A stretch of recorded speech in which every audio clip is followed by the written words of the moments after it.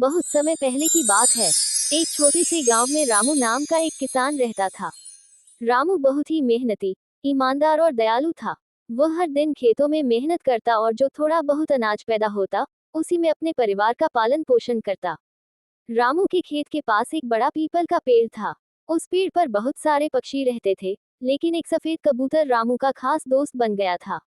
हर सुबह जब रामू खेत में आता, तो वह कबूतर उसके पास उड़कर आता और रामू उसके लिए मुट्ठी भर चावल रखता।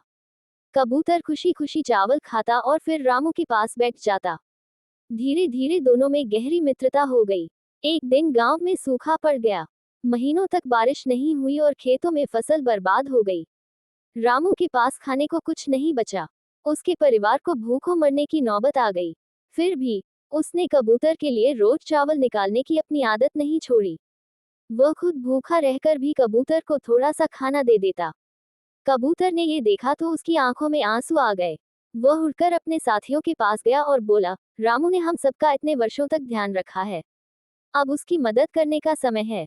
सभी कबूतर मिलकर एक योजना बनाते हैं। अगली सुबह पूरे गांव में हजारों कबूतर उड़ते हुए आते हैं। हर कबूतर अपनी चोंच में कुछ न कुछ लेकर आता है, कहीं से चावल, कहीं से गेहूं, तो कहीं से मक्का। कबूतरों ने ये सब अनाज रामू के घर के सामने इकट्ठा कर दिया। रामू और गांव के लोग ये दृश्य देखकर हैरान रह गए। रामू की आंखों में आंसू थे। उसने कबूतर को प्यार से गले लगाया और कहा, तुमने जो किया वह मैं कभी नहीं भूलूंगा।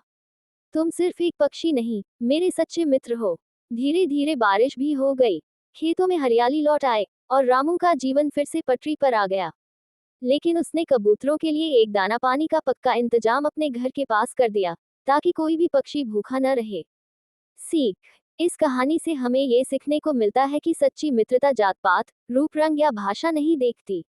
जहाँ प्यार, विश्वास और सहानुभूति होती है, वहाँ सच्ची दोस्ती जन्म लेती है। दूसरों के लिए किया गया छोटा सा उपकार भी वक्त आने पर बड़ा फल देता है।